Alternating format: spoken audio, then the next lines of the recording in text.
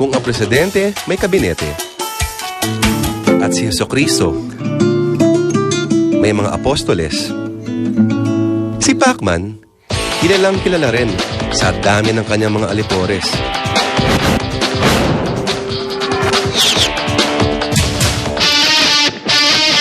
Pagdating sa training, bukod sa import na si Coach Freddy Roach, may 3-man combination pa sa loob ng Team Pacquiao.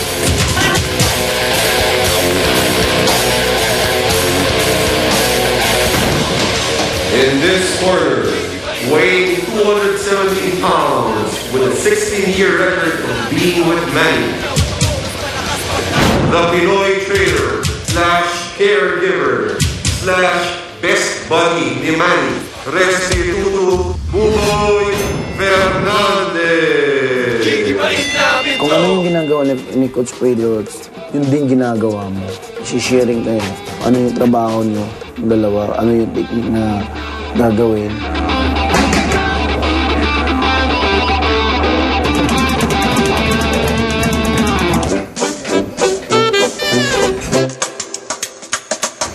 Sa pag-aalaga ni Buboy kay Manny, daig pa raw niya sa caregiver, si Ate Shawi. Kung paano agaan yung anak ko, sobra-sobra pa doon. Parang binibibig mo siya. Tapitin mo bago para mga tulog na. Tapos masas mo ng padandaan. Tapos galaw mo yung buhok niya. Habang nakahiga siya hanggang makatulog. Ascorbic acid. Kailangan kasi may nakaabang ka mga ganito eh. Si Manny na mismo magsasabi, he can't live without his buddy.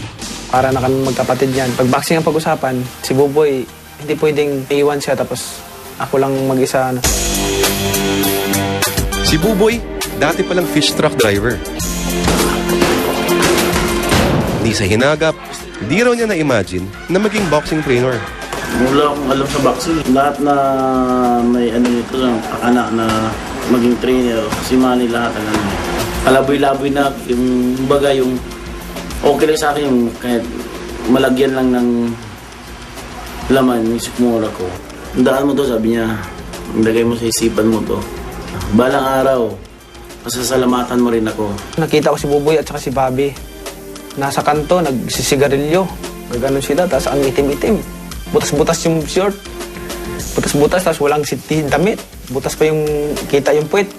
Tapos sabi ko, Bobby, mag-boxer ka, turuan kita. Pati si Buboy, hindi ko talaga kaya, hindi ko kaya maging trainer. Sabi ko, Buboy, sabi ko, tandaan mo ito, itanim mo sa utak mo, balang araw, magiging trainer ka. Siyempre, pag gumaling ka, nakuha mo yung mga tinuro ko sa'yo, magiging trainer ka, siyempre, kukunin talaga kitang trainer. Balang araw, marami kang maturuan ng mga boksingero. At nagdilang anghel nga si Manny. Pang-famas nga raw yung pagkaiyak ni Buboy. Nang unang beses siyang makatanggap ng cheque at money from Manny. Yun yung kauna-unahan kong pagtanggap ng malaki nga. Mga 325, 330 gano'n. Gulat na gulat talaga ako. At nagsunod-sunod na nga ang kanilang tagumpay. Ang dating truck boy, ngayon the newest it boy. May dalawang expedition, isang pick-up, isang chiko, tatlong motocross ride, isang big bike house na may pool, at iba pang ari-arian lupain na hindi na nagkasya sa screen. Mabait talaga si Lord. Kasi na binigyan niya ako ng isang Manny Pacquiao na makilala ko at maging kaibigan. Kapag wala sa ring si Buboy, sa racetrack siya nag-i-enjoy.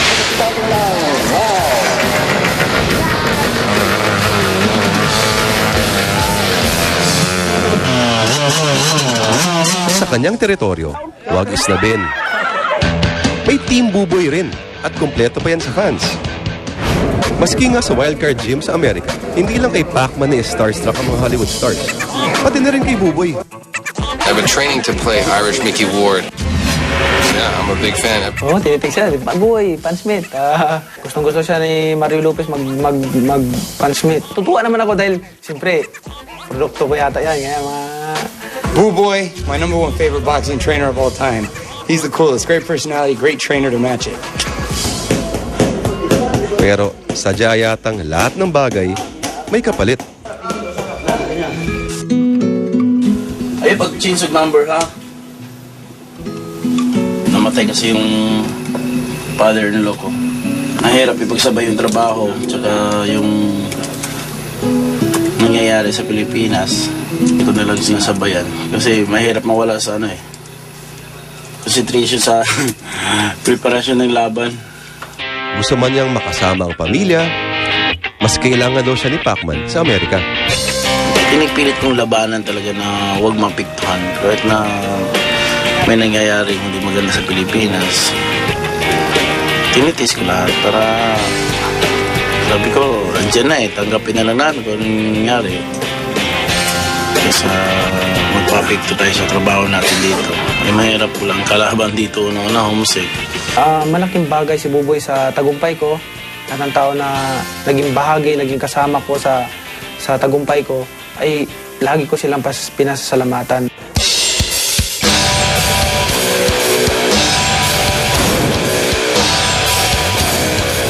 Kilalanin naman natin ang third man behind the spotlight. Weighing 210 pounds, serving Manly for more than 5 years. The assistant trainer / cook / dietitian, Nonoy Neri! Ako yung nagpe-prepare ng pagkain niya. Binabantayan ko yung diet niya. Ako yung nakamahala sa bilihin namin araw-araw. Dahil world champion boxer ang kanyang pinagluluto, malamang may diploma siya mula sa isang world-class culinary arts school. Wala. Tama ba yung narinig ko? Wala. Yung banding namin ni Manny about sa pagkain, alam ko yung gusto niya. Malaki yung kumpiyansa niya sa akin, malaki yung tiwala niya sa akin pagdating sa pagkain. Masarap pa siya magluto. Masarap ba magluto si Nonoy? Si Nonoy Neri, yan ang taga-luto. Kung anong gusto kong kain, halimbawa, tinulang manok na may malunggay, luto kagad dyan siya, ganyan. Children, let's study mathematics. Rigid training plus proper diet equals champion boxer. Malaking pressure sa akin yun. Kasi pag nagkamali tayo dyan, pag yung naluto natin hindi maganda, yung hindi fresh, talaga ako mananagot nun. Kasi ang pinapakain mo, hindi basta-basta ng tao. Isa world champion, kaya malaking pressure sa akin yun. Ika nga, the best way to manage heart is through his stomach. Mahilig si Manny sa chicken, yung adobo, isda, sweet and sour. Pulutong bahay lang. Hindi na wala yung sabaw, gusto niya yun. Alam ko talaga yung paborito niya. At bilang ganti, nakatikim din si Nonoy ng makailang serving ng tagumpay ni Pacman. Mula noon, hindi na raw sila inaalat. Dahil sa part ng Team Pacquiao, kay Manny Pacquiao, doon ako nag-umpisang kunting asenso. May bahay na tayo, may sasakyan, may naipundar tayo, may investment, mga lupa. Talagang nagpasalamat ako kay Manny Pacquiao. Dahil kundi dahil sa kanya, hindi ko malaman kung ano yung buhay ko ngayon.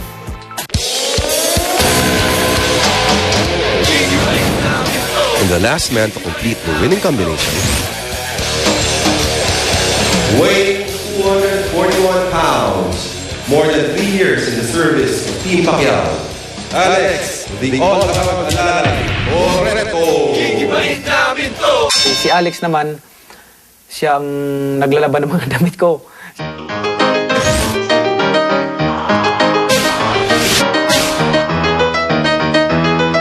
Siya nag-arrange naglilinis ng kwarto ko.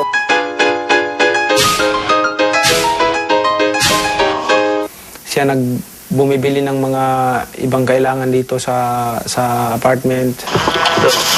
Binili ko sa kagabi niya mga war movie. Bakit may bagong labas kagaya niya? Basta't bagong pa sa movie, binibili ko na kagad niya.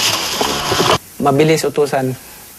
wala raw siyang pakialam kahit daigin pa niya si Ate Guy sa pelikulang Atchay.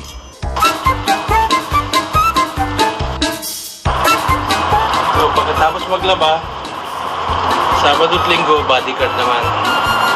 Basta bodyguard, friend. Naglalaro raw sa $5,000 to $15,000 o $2,000 to $700,000 pesos ang cut ni Alex sa bawat fight ni Manny.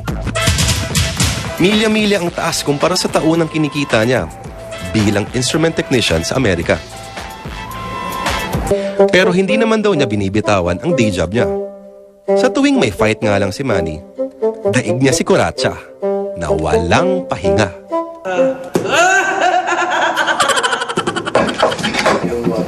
At mukhang all around talaga si Alex dahil kung walang utos sa labas, pati sa training, nakakasama siya.